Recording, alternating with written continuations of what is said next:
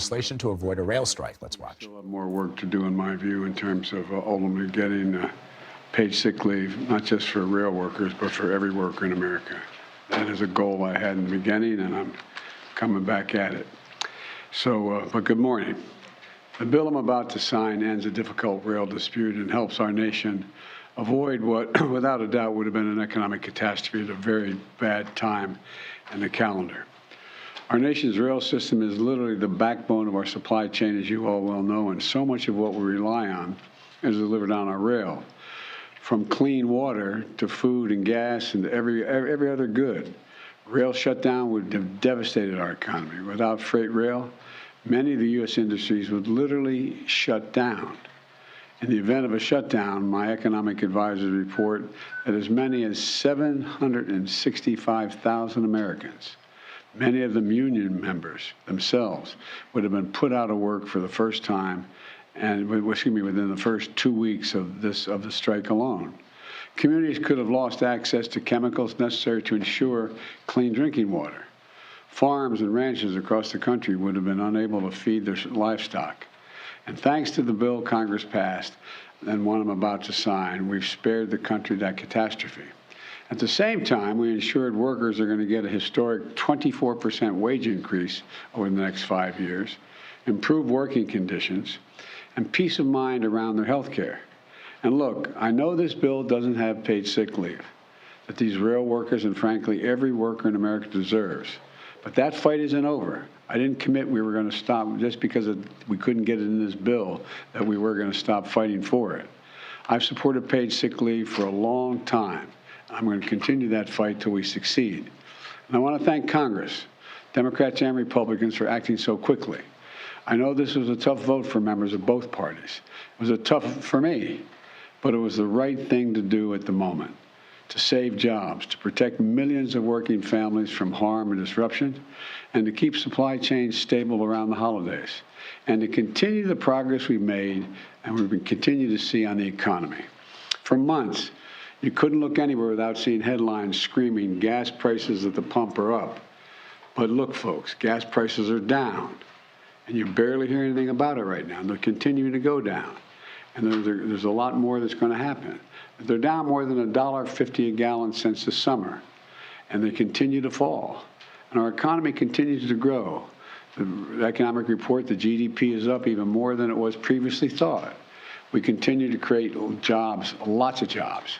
And today, we've learned that the economy added 263,000 jobs in November. Now, we've now created 10.5 million jobs since I took office, more than any administration in history at this point in the presidency. And 750,000 of them are domestic manufacturing jobs made in America. Unemployment rate remains near an all-time 50-year low of 3.7%.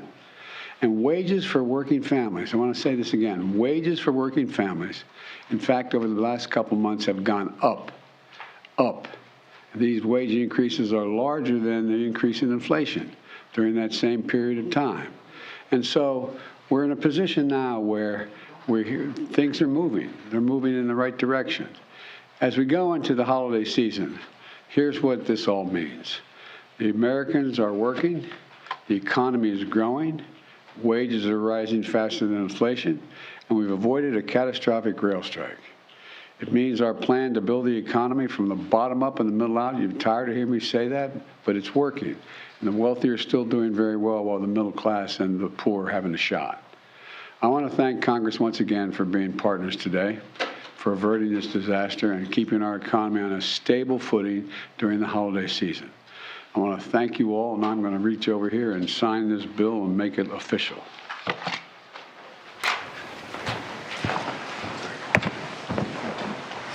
This is the House Joint Resolution 100. Okay.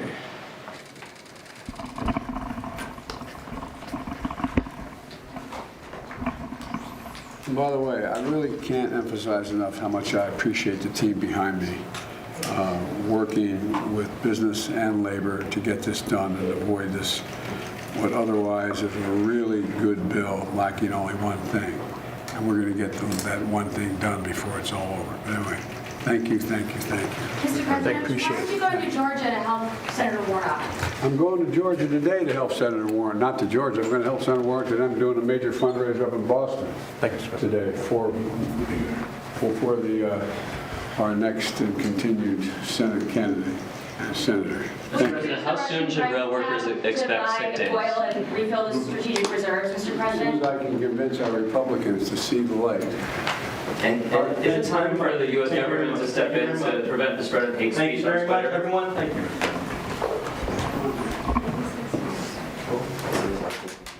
All right, so there you have President Biden signing a measure that would essentially block the railway workers from striking, forcing them to agree to a previously agreed or previously negotiated package that the White House was able to hammer out, but a number of unions did not agree with.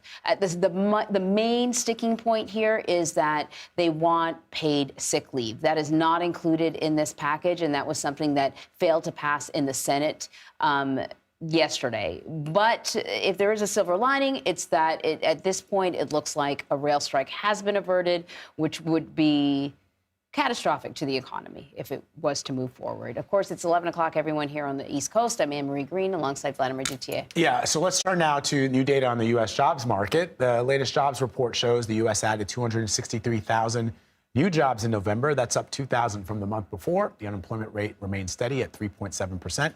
Despite mass layoffs and hiring freezes across several sectors. More analysis.